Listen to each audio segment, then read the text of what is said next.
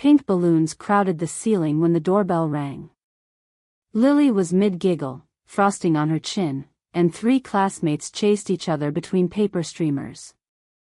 I wiped my hands on a dish towel and opened the door to Daniel, fresh shave, a too-bright smile, and a glossy pink box in his hands. "Happy birthday to the princess," he said, stepping in as if we hadn't been in mediation last month. I felt the room shift. The adults went quiet. Kids didn't notice, they never do. "We weren't expecting you," I said, keeping my voice even. "Just dropping off a gift." He lifted the box so everyone could see. No drama. He was careful to stand where everyone could watch him be generous. He crouched to Lily's height, and she looked up at me before reaching for the ribbon. I nodded. The lid lifted. Inside sat a child-sized smartwatch, small, pretty, loaded with stickers and a tiny SIM tray you'd miss if you weren't looking. "It can call me," Daniel said. "And you, of course. Safety first." "We can set it up later," I said. "Let's do it now." Lily pleaded, already strapping it on. Daniel had the QR code ready, the screen lit up with a cartoon face. He clapped like it was magic. I felt a pinch behind my eyes. The party lurched forward, candles, a slightly burned edge on the cake, the off-key chorus, the wish. I cut slices while Daniel drifted by the doorway on his phone, pretending not to watch me. In the kitchen, I leaned to Lily. 10 minutes and then games, okay? We'll take the watch off for cake so it doesn't get sticky. Okay, she whispered, mouth close to my ear. 10 minutes. 2 songs later, my phone buzzed. A message from Daniel, 10 minutes. Then games. The exact words I had whispered. I looked up, he was by the entryway, phone in hand, face blank. I checked the watch, its tiny speaker hole, the mic port near the strap. My stomach went cold. I texted back, "How did you know what I said to Lily in the kitchen?" No reply. He slipped the phone into his pocket and winked at Lily. The room felt smaller, the air heavier. I smiled for the kids and passed out napkins, counting the minutes until I could get that watch off her wrist. When the last parent waved goodbye and the trash bag sighed with paper plates, I unclipped the watch. "We'll charge it later," I said lightly. Lily ran to show me a drawing she'd made. I slid the watch into my pocket and, without thinking, checked the pink bag for instructions. At the bottom, a folded envelope, a photocopy of a child passport application and a travel consent letter with my name, my signature, but the loops were wrong. Tucked behind it, a printed itinerary, 2 seats, 1 adult, 1 child, 1 way, tomorrow night. I stared at the dates, the gate number, the destination. The watch in my pocket buzzed again, like a heartbeat I didn't want to hear. How long had he been planning this? I went next door to James, my neighbor, the kind who labels his cables and fixes everyone's routers for sport. He took the watch to his workbench and tilted the face under a lamp. "Microphone here," he said, tapping the tiny perforations. "And this is a live GPS with a backdoor app. See how it pings to this number?" He read out a phone line I didn't recognize. "Can you stop it?" I asked.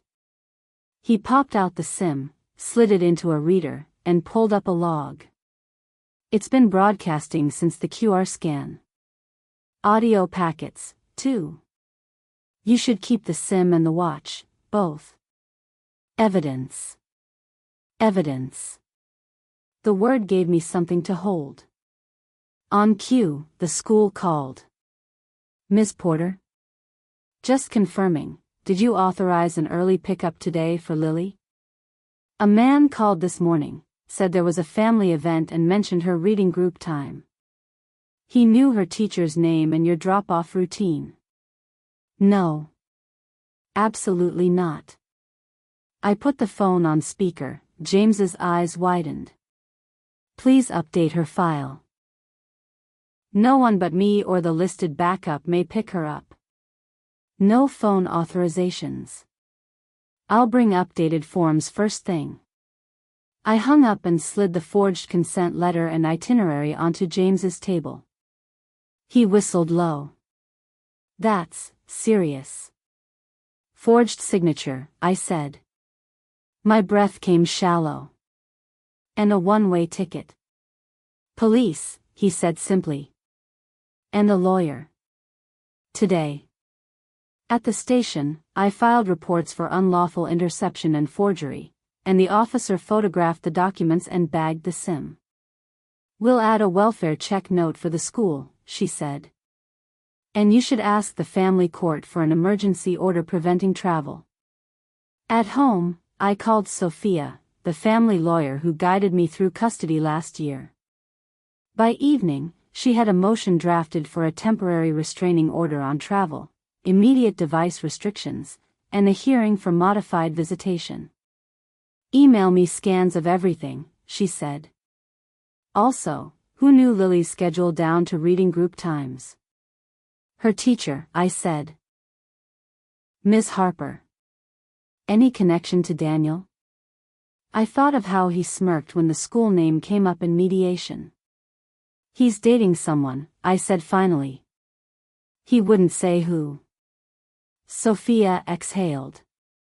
We'll subpoena records if needed. That night, after Lily fell asleep hugging the new art set from her best friend, I emptied the pink gift bag to store the watch. Another folded sheet slipped out, an authorization form on the school's letterhead with a pending signature line for staff escort, the date left blank. The bigger question hit me like a door swinging open. Who at the school was going to sign Lily out? Sophia filed the emergency motion at 7:30 a.m., and by noon the judge granted a temporary order blocking any travel with Lily and flagging her passport. I hand-delivered the order to the school. The principal's face stiffened as I laid out the watch, the SIM, the forged consent letter, and the itinerary. We will investigate immediately, she said. Until then, Lily will only be released to you, and all staff are notified. At Sophia's advice, I texted Daniel, we need to talk about what you did. He insisted on clearing the air. We met at a cafe 2 blocks from the courthouse, where cameras were plentiful and my phone recorded every word on the table in plain sight. He arrived with his jaw set. You overreacted, he said before sitting. It's a kid's watch. It's a listening device. And a tracker connected to your number. I kept my voice steady. There's also a forged consent letter and a one-way ticket with Lily's name. He blinked, then scoffed. I want more time with my daughter. You make it impossible. I was preparing to petition for custody. By taking her out of the country? I wasn't taking her anywhere without consent, he said, eyes flitting. That letter was draft paperwork. Whose handwriting is on the authorization form? I slid over the school sheet. His gaze stuck to the logo, then away. When he didn't answer, I did. Eva Harper. She planned to sign Lily out for a school event and hand her to you. His nostrils flared. The tell. You can't prove any of this. The watch recorded more than you think, I said. The logs show pairing at your apartment the night before the party. And the audio, from your kitchen, caught someone coaching lines. A woman. He shifted, then stood. You're paranoid. Sit down, I said, not raising my voice. I filed police reports. We have a travel block in place. The school knows. You show up there, they'll call security. He sat. For the first time, he looked small. 2 days later, at the emergency hearing, Sophia walked the judge through each piece: the device, the texts, the travel booking, the forged consent. The school provided an internal report confirming that Miss Harper had accessed Lily's file outside normal need to know and that she had a personal relationship with Daniel. The principal suspended her pending investigation. Daniel's attorney tried to argue co-parental concern, but the judge wasn't having it. Supervised visitation only, she ordered. No contact outside scheduled sessions. No gifts containing electronics. Mother has primary decision-making until further review. As the clerk stamped the order, I felt something loosen in my chest for the first time in days.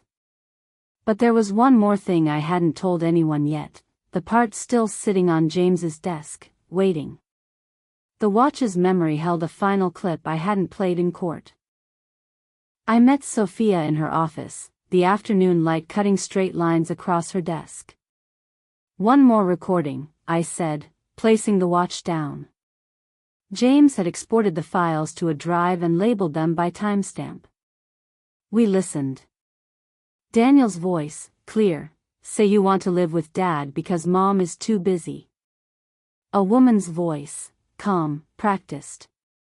"Use simple words, Lily." Judges like simple. Chairs scooted. A child whispered, "Can I go now?" The woman again, once more, "Then we'll get ice cream." Sophia's pen stopped moving. "That's not just coercion, that's evidence of manipulating a minor in a custody matter," she said. "And if the woman is a teacher?" "Miss Harper," I said. The principal confirmed her access logs. We filed the clip with the court and sent a copy to the school. The district opened a formal misconduct investigation. Daniel's attorney asked for a continuance. The judge instead expanded the order: supervised visits at a center with third-party staff only, no contact with MS Harper anywhere near Lily, and mandatory co-parenting classes for Daniel. The police added the recording to the forgery case file. It didn't feel triumphant. It felt steady. Lily and I updated routines: new school pickup passwords, a list of approved adults taped inside the principal's office, device checks every Sunday. We started therapy together: small rooms, gentle questions, a focus on safety that Lily could understand. At night, I slept without my body tensing at each car door on the street.